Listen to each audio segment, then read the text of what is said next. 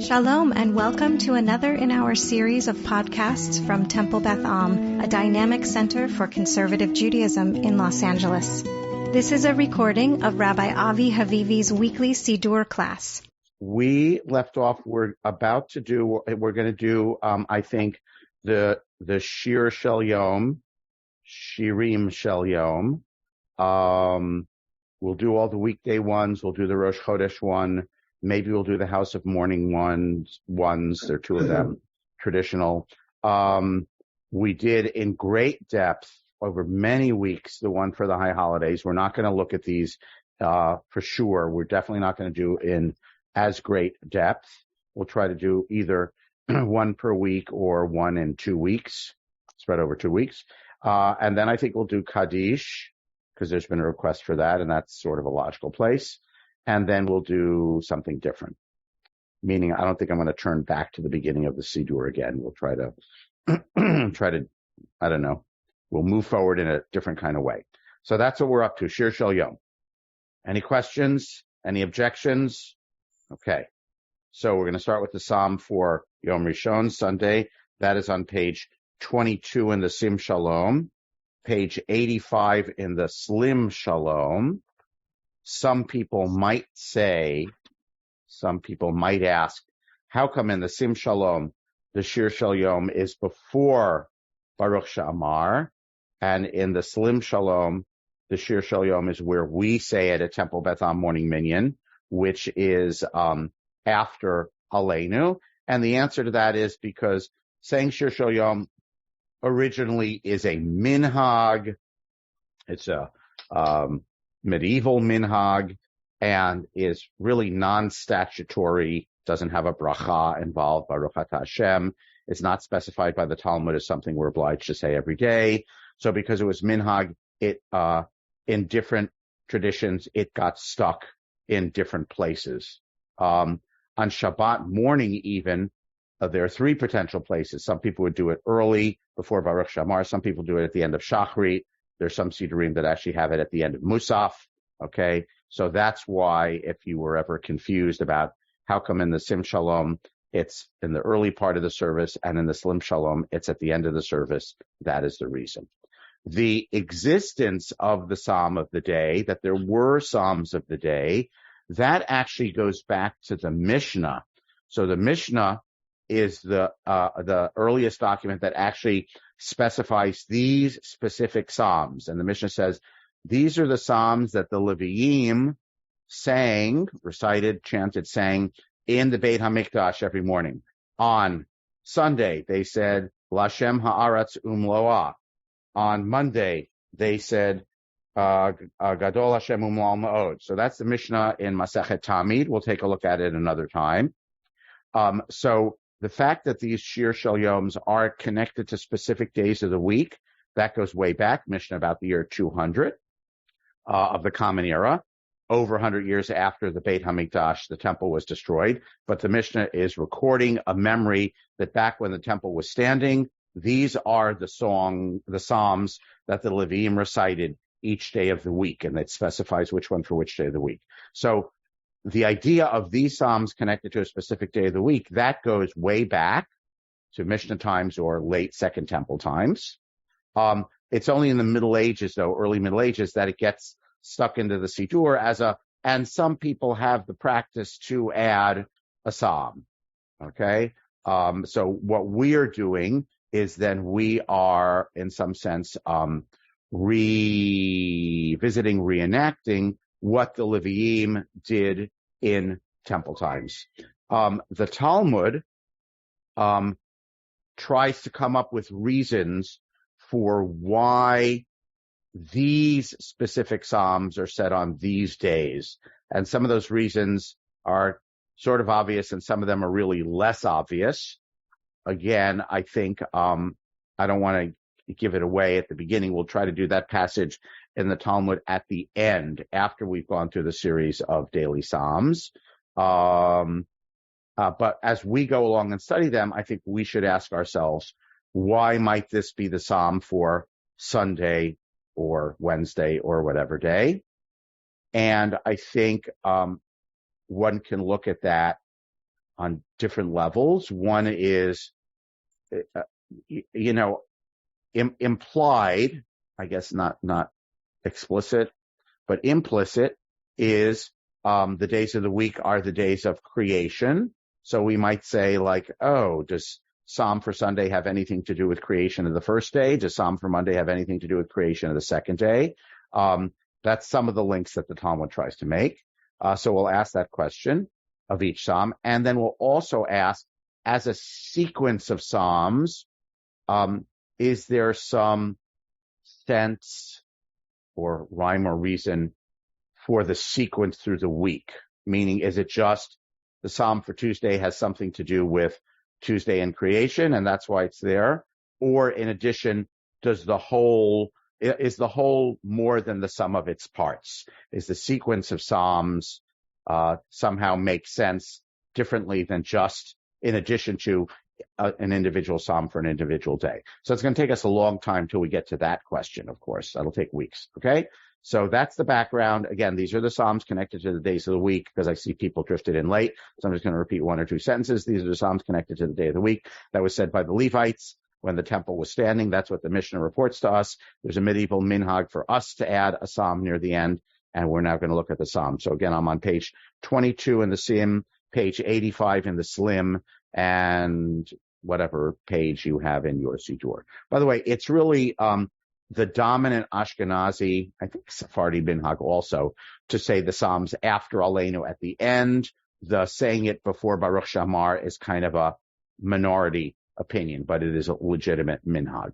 Okay, so we're going to start with the Psalm for Sunday, which is Psalm 24.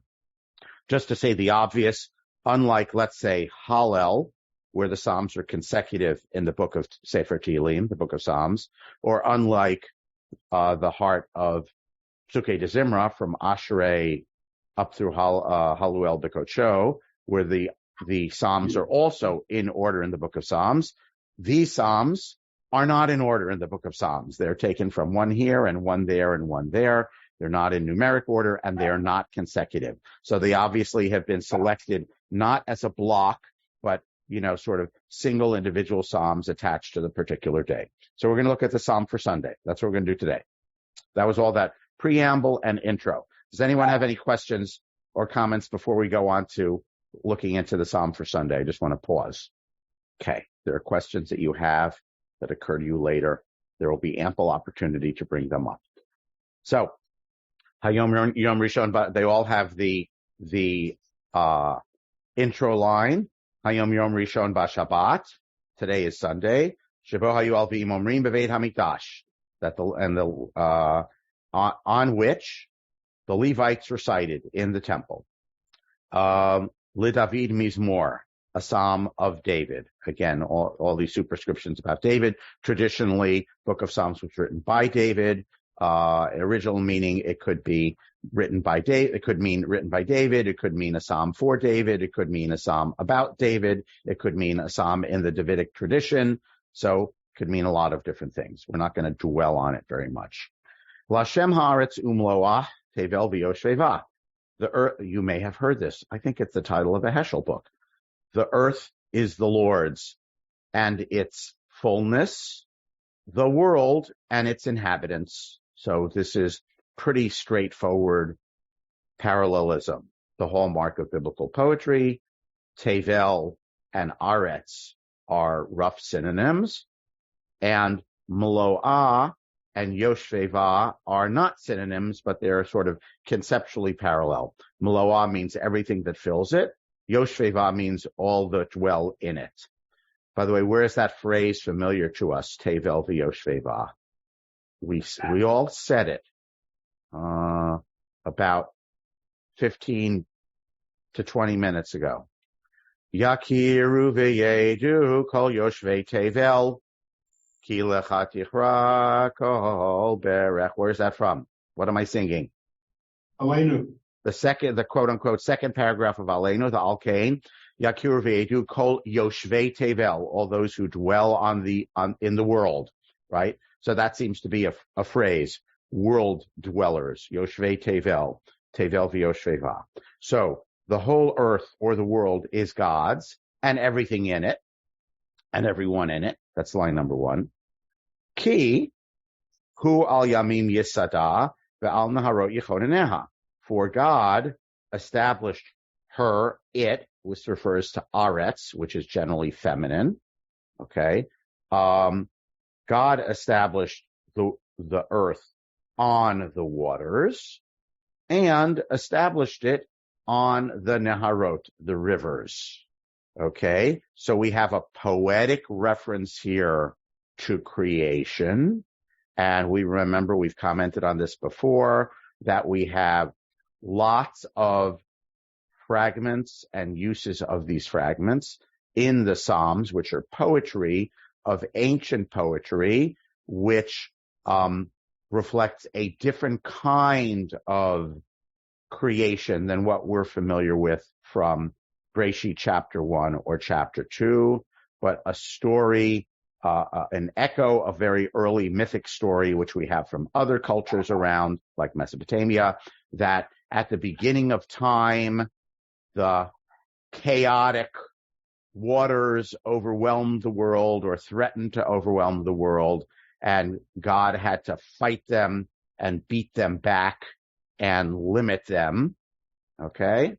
And this is all very relevant, of course, because we just read Breshit and then Noah, right? So in Breshit chapter 1, we have what many readers say is kind of a polemic against that early mythic idea.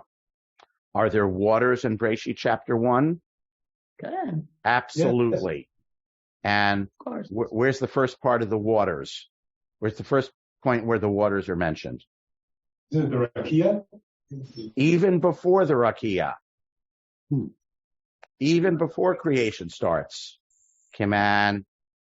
Yes, sir. There was nothing on the face of the water. Hamayim. So there is Mayim, which is referred to as Tehom, the deeps. But unlike in the poetic version, where the waters are rebelling and fighting, and God has to subdue them, okay? The waters are kind of quiescent, right, as it were. And is God fighting the waters? No. Ruach Elohim is mirachefet, right? So the spirit of whatever Ruach Elohim is, mighty wind or wind of God or spirit of God, something, is mirachefet is sort of like hovering. It's actually the word that's used for the parent birds over the nest. It's what they do. They kind of hover, right? Mirachef. So hovering, floating, right? So God, far removed from the idea of a battle or a conquest, right? Waters are quiescent. God is floating, okay? And then in the Babylonian creation myth, Enuma Elish, the god has to hack, H-A-C-K. The goddess who personifies the watery depths, Tiamat, which is cognate with the word Tehom, hacks her in half, right? And what does God do to separate the waters in our version in chapter 1 of Breshit? Does God hack? How does God create? With words. Speaks. God speaks and it is done. All right? So, Breshit chapter 1 has elements in it. By the way, and then of course in day 2, the waters are separated into above and below. Day 3, the waters are bounded into certain places, right? Lakes and rivers. Okay. Again, but it's all done by God's speech. So many readers look at Breshit chapter 1 and they look either at the Mesopotamian pagan creation myths or the poetic echoes of those myths that we find in the poetic material in the Bible, like Tehillim and some other sections like Job, which is also poetic. And they see in Breshit chapter 1 an alternative version of what happened at the beginning of time. Yeah, they were waters, but they're not raging. Remember, Larry, you asked us about the Friday Psalm, right? Which we'll come back to this on Friday. The waters are raging, right? So in Breshit chapter 1, there are waters. There's no raging. It's all quiescent. God is floating on top of it, and God does God's acts of creation simply by speaking, much more abstract than fighting a battle. Okay? But here in this line, we have an echo of that idea that's preserved in poetry, okay? That God founded the earth on the waters. There's nothing violent here. There's no battle here, right? There's battle in other lines in Tehillim, right? The waters are not roaring here, but they roar on the Friday Psalm, which is Psalm 91, I think, right? But this idea that the earth is founded, the Hashem founded the earth on the waters, okay? So everything in the world belongs to God because he is the one who established it, okay? So it's an idea in these first two lines of, we have two separate ideas, right? But God's total control, dominion, you might say, over the world, all right? Everything belongs to God because God is the one who made it. I will pause for a moment for question, comment. Feel free. Oh, Larry, you raised your hand. Larry has an electronic. Yeah, I just want. Yep. Sorry. You didn't mention the idea that Shamayim might also be part of this waters. I've always understood that in the beginning there was nothing but this waters that was all encompassing. Yeah. And then so to the ancient mind, or the poet's mind, or the author of the Tanakh, at least of Bereshit, the Shemayim are the waters above, and then the waters below were collected on this expanse that was formed. The author of our psalm seems not that interested in the waters above. That's all I'll say about that. Yeah. By the way, when we understand that I'm going to call it underlying mythic version of creation, then we understand the story of the flood better, right? In the flood, Hashem undoes creation by letting the waters that have been held back from below and from above burst forth, right? So the flood is actually the undoing of Maaseh Bereshit. The interesting thing is that the author of Bereshit chapter 1 has none of that. It clearly, I don't want to say is uninterested in that. I would say is anti-interested in all of that, right? The author of Bereshit chapter 1 says, no, creation, no struggle whatsoever, no conflict whatsoever. Everything is done simply by God's Vayomer, 10 times, I believe. Okay? So it's a very, I'm going to call it demythologized version of Bereshit, of that creation story. Preserving elements to home, right? The watery depths, the water being split in two, the waters being bounded, okay? So certainly there are elements of that mythic creation story that they are preserved, but they're totally, I would use the word, denatured or pacified, okay? And thus, most scholars would say, de-paganized, defanged of their paganism. Alan, and then Meyer. Yeah, I just had a question regarding, you said something about hacking as part of the myth of what was taking place from it says that the mythological word. Who is the god in Marduk in the Babylonian creation epic? Marduk slays Tiamat or Tahom and hacks her in half with a weapon. He has weapons. He has weapons. The watery people have weapons. They fight with their weapons. He slays her and hacks her in half. I always thought Marduk. I always thought Marduk was related to Mordechai and the Purim story. Or is that a different Marduk? What that means is Mordechai in the Purim story is a nice, assimilated Persian Jew. It would be like a Jewish kid in America being named Chris, which sometimes they are, right? Okay, so Mordechai has a nice Persian name, same as Esther, which is Ishtar, which is a Persian goddess. Mm-hmm. So Mordechai and Esther have Persian names. Yeah. But Marduk goes back to, Babylonian creation epic from, we have copies of it from like between 1500 BCE and 2000 BCE, before the Torah's times. Meyer. I think you may have said this already. I don't know, but I think the idea here is that Yom Rishon, right after Shabbat, the seventh day. No, we're not up to that.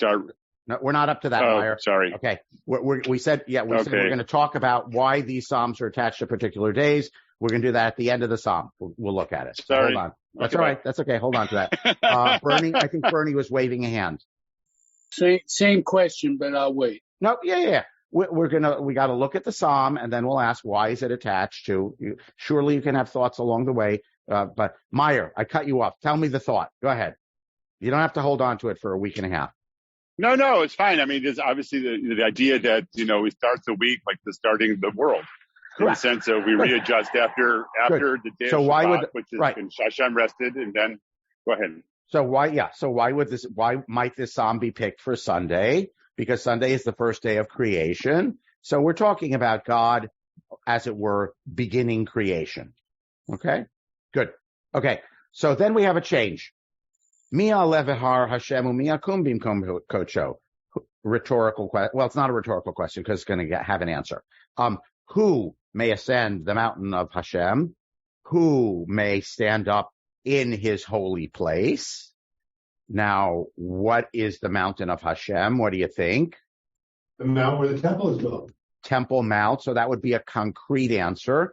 And remember, if you remember all our discussions about the Psalm for high holidays, okay, where we talked a lot about Beit Hashem and how that can mean either literally concretely God's house, assumed to be the temple, or it can also be a metaphor for, being on the God squad, the God team, okay, in God's club. So could be either, I think. Let's just hold on to that. So who can come to the temple? Answer: Niki chapayim uvar levav, asher lo nasa lashav nafshi velo nishpa lemirma. The person who has clean hands and a pure heart. Bar here is not the Aramaic word bar, which means son of, like in bar mitzvah. It's a Hebrew word which means purity. So the person who is clean of hands and pure of mind. Asher lo nasa lashav nafshi. Now this is a Kriyan Ktiv, which means it's written differently in the text and it's pronounced differently with a little note next to it. So in the text it's written Asher lo nasa lashav nafsho, which makes more sense as the pshat, but it's read as nafshi, okay, which is a little harder to explain. So it means the one who has not, I can't really translate it literally. I really have to translate it figuratively, who has not used God's names in false oaths, right? What does it refer to? What does it make you think of? Something in the Torah that you all know.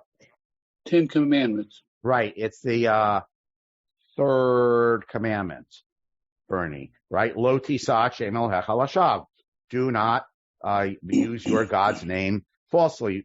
Presumably this has something to do with in the ancient world. People would take oaths in court. I guess we still take oaths in court, right? And they might take an oath using God's name, which was not uttered lightly. So this is about being honest, okay? So it's a way of saying someone clean hands, pure heart, honest person, velo nishba lemirma, who does not swear duplicitously or something like that, okay? And nasa, in the 10 Commandments, the way of saying it is lisa et Hashem, right? Lo tisa et Shem Elohecha lashav. Do not literally kind of lift up or take up God's name vainly. And here, instead of shame, it's nefesh, which sort of means self, okay? And the pshat, the way it's written in manuscripts of Sefer Tehillim makes more sense of pshat, nafsho, right? Because it's referring in the third person to who? God, the person who does not take his name in vain. His being capital H, being God. Harder to interpret it or understand what the author might mean if it is said according to the written version. According to the written version, it's nafshi. For those who are not sure what I mean, there's certain words in Torah manuscripts and Bible manuscripts which are written a particular way but pronounced a different way. There's a scribal tradition that even though they're written this way, we pronounce them a different way, and they have a little note to tell you that, okay? And it's called a kri and a ktiv. Kri means read it this way, and ktiv means write it that way, okay?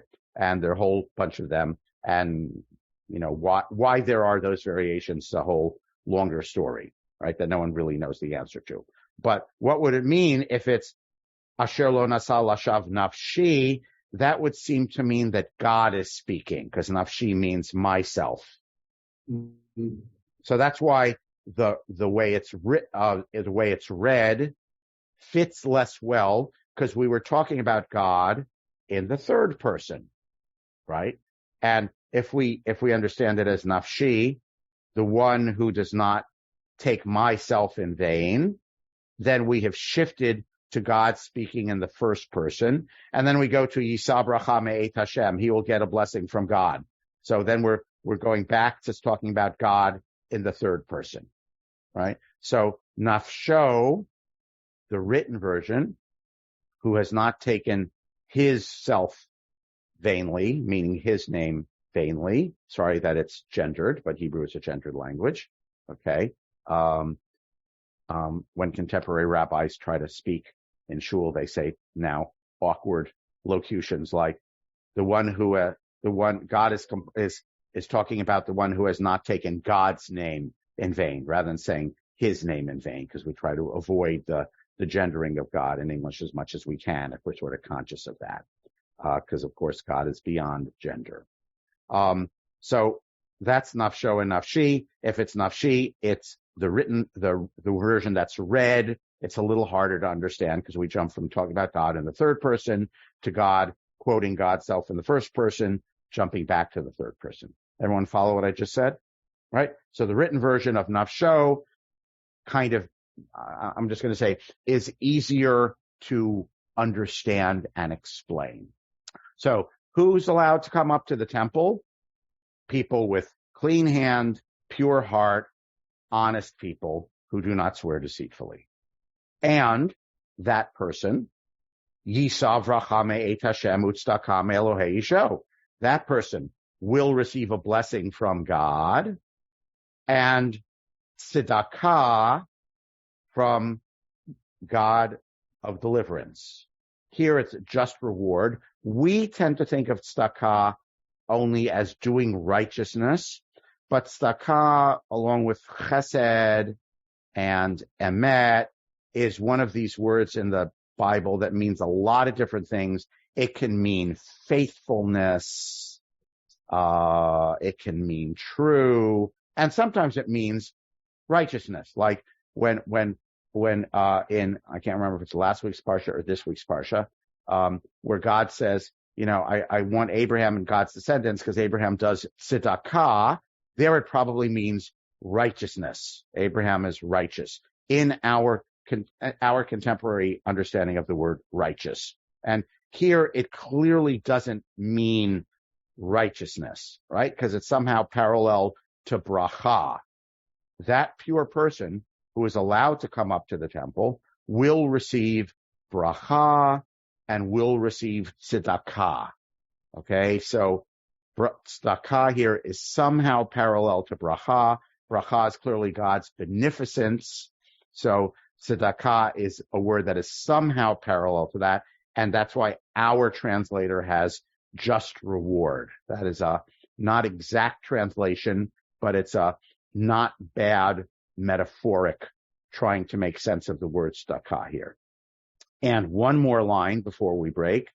Zed dor shavs, mivakshe fanecha Yaakov Sela. Also a hard line to understand grammatically. This is the generation that is seeking him being God, right? Dor shav. You think that dor and dor shav are like the same word. It's not. It's a play on words. Dor means generation or group, and doresh means to seek. So this is the generation that seeks God, or another way of saying it, these are the people who are seeking God. Mivakshe fanecha. Now we got it to God in the second person for the first time. The ones who seek your face. Obviously, we're talking to God. And who are they? Yaakov, the people of Jacob. That means the Jews, the Israelites, us. Selah meaning, no one knows what Selah means. It's a technical term in the Psalms. It might mean musical interlude or something like Amen, but there are many arguments about it. Okay? So, just to take it back, the whole world is God's. Sentence 1. Sentence 2, because God established it on the waters. Sentence 3. Who is allowed to come up to God's mountain? Right? There might be implied, so who is allowed? Since God rules the whole world because God created everything, so who is the one who's permitted to come up to God's mountain? The one who is pure and clean, pure and honest. And this is the group of people who seek, I forgot a line. That person will get bracha and tzedakah from God. Okay. And this is the group of people who seek God, who are seekers of God's face, who long for the presence of Jacob's deity. I'm not quite sure how our translator gets that, the deity part. I'll have to do a little research on that to see if there's some, I'm not sure how to make sense of that word, as opposed to it's Jacob who is the group of people who are seeking God, which it seems to me what it means on the surface of it. So I'm not quite sure where our translator gets Jacob's deity. Okay? So although each line that we've read so far is a totally different idea, I think we can understand the sequence of them. God created everything. God founded it on the waters. Therefore, who's allowed to come up to God's temple or holy mountain? Only, right? Again, I'm inserting in parentheses. Only the one who is pure, clean, and honest. That's the one who will receive bracha and tzedakah, right? Blessing and righteous reward from God. And this is the group of people who seek you, Jacob, which I think here just means Bnei Israel. I'm going to stop within 2 minutes at 8:50. So I will allow extremely brief questions or comments, and then we'll wrap up. Larry, then Meyer. So my comment is very simple. In the Reuven Hammer annotated version of the Sim Shalom, where he makes comments on not the entirety, but large share of the beginning of the psalm, the one phrase he doesn't comment at all is Mivakshe Panecha Yaakov Sela, which seems to me to be the most difficult to understand, as you are suggesting. I'll work on it. I'll do a little more research on. But I think it's interesting. He didn't feel any obligation to explain. Okay. All right. Maya. For me, that. Oh, you're in and out. Distance from God. I'm looking for an intercession, like when God was involved in creating the world. Say it. We lost the beginning of your sentence. Say it again. I'm sorry. What I'm suggesting is that we, Jacob, children of Israel, are looking for God's involvement in our world like he was back in the creation. Good. Thank you. A word that I sort of skipped out, didn't make much of, is Elohei Yisho, the God who saves him. Him meaning the person, the righteous person. Okay? So the intercession that we want is bracha and tzedakah, right? From what kind of God at this moment? Not I don't know, punishing God or whatever, lots of other adjectives, but the saving God, the protecting God. I think it's a God of deliverance. Fancy English. Thanks. Okay. We're a few minutes over. We're going to stop here, and then we will do the second half of the Psalm next week, and we'll wrap it up. You have been listening to another in our series of podcasts from Temple Beth Am, a dynamic center for conservative Judaism in Los Angeles. If you enjoy these podcasts, we invite you to write a review on the Apple Podcast site or wherever you get your podcasts. For more information about Temple Beth Am Los Angeles, go to tbala.org.